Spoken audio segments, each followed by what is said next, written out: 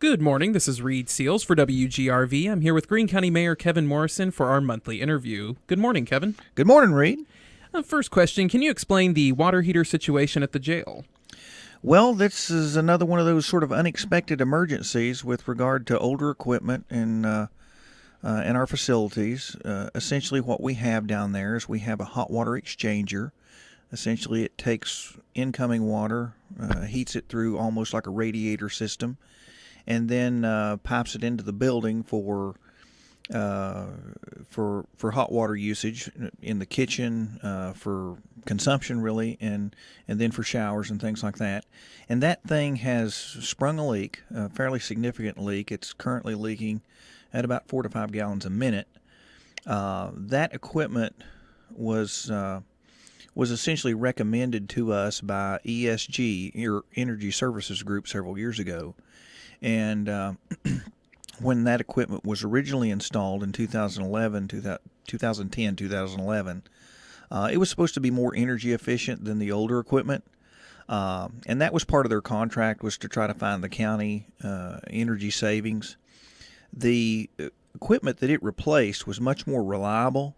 Although somewhat less energy efficient, it was much more reliable. The original equipment that it replaced in 2006 was actually installed in the construction of the jail in 1987. So it lasted approximately 19 years. We installed this newer equipment, and then Energy Services Group contract recommended another set of different equipment, and that equipment has failed about almost in line every 2 years, almost on time every 2 years. So this is the latest iteration. This is actually the fourth time that equipment will be replaced. And the engineer that we had from Vaughn and Melton recommended that we go back to the old style of equipment and the much more reliable stuff. The only problem with that is it's somewhat expensive because you are replacing several pieces of equipment. There's a water softener involved.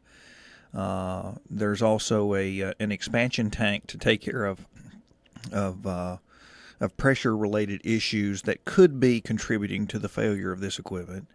But the heat exchanger itself is a different type, more reliable equipment. So we feel that the commission authorized me out of our capital projects fund that we have set aside to handle emergencies like this to take up to $60,000 to replace this equipment. So we think we can do it for that. Our engineer thinks we can do it for that. Our construction expert thinks we can do it for that. So we're looking at getting that done in the next 4 to 6 weeks, as the equipment that we're having now is failing. And if it fails, then there's absolutely positively no hot water for the jail, and that could potentially put the county in a liability situation.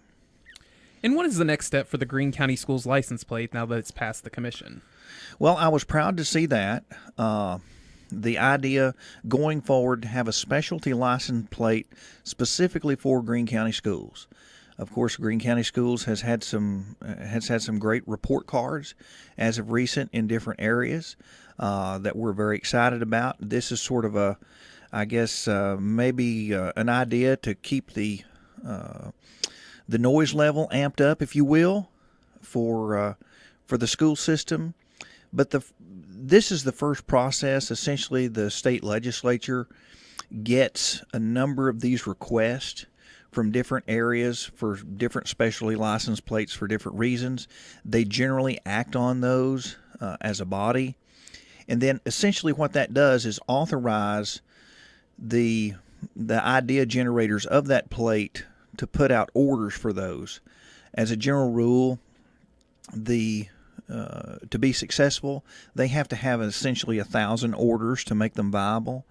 If they get 1,000 orders, then that plate essentially becomes reality, and there will be a specialty plate specifically for Greene County Schools that would be available for purchase right here in the county clerk's office, just like any other specialty plate. So we're looking forward to that. I hope it's successful.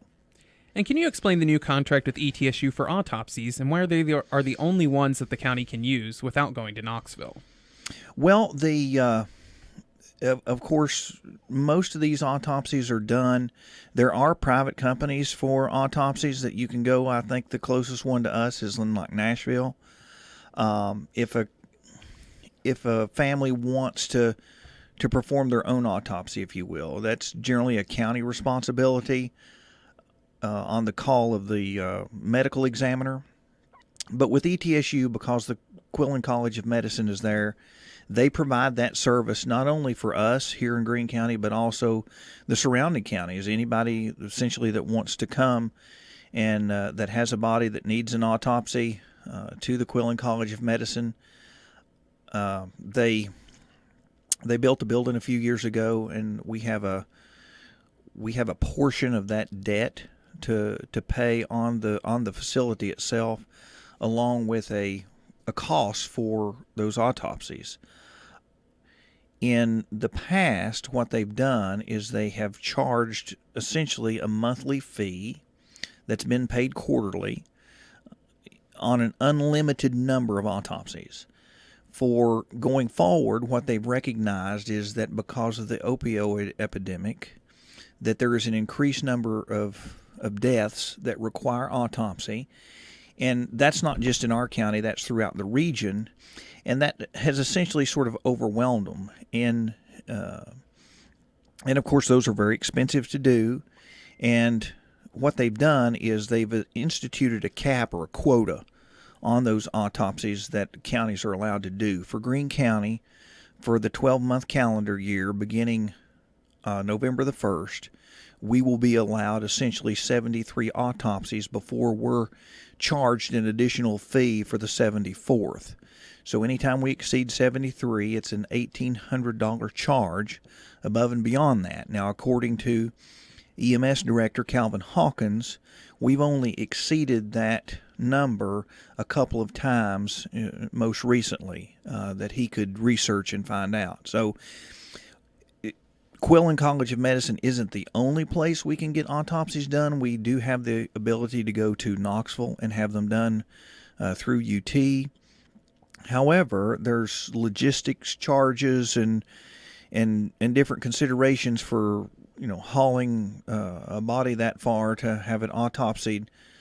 So there's a lot of other considerations. This is more convenient, and the cost is pretty much in line with what we might find other places. So we're sticking with ETSU. So, can you give any updates on the clerk and master lawsuit?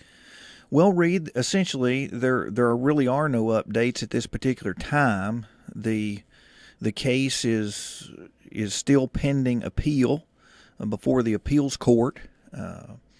The Chancellor Rambo in Washington County has not rendered his final judgment with regard to attorney's fees yet. So everything's pretty quiet on that front. And now more of a fun question, since you've been in office for a while now. What is your favorite part about being mayor? Well, my employees are a fun group, and that's one of the sort of the brighter things coming into the office and knowing that we've somewhat created the atmosphere that people are happy to be at work. If you can say you're happy to be at work. But to create a good environment for our employees to be able to render the best service to the public that they can, that's a wonderful part of my job. I look forward to that every day. Smiling faces, delivering great service to the people that need it and demand it, and the little issues and problems that make you smile every day that come from every corner of our county. Whether it be just a simple request for tickets to a rock concert at the Impact Center, to the building of a boat to put at a park. I mean, it's different. So, well, I want to thank Greene County Mayor Kevin Morrison for joining us today. This is Reed Seals for WGRV.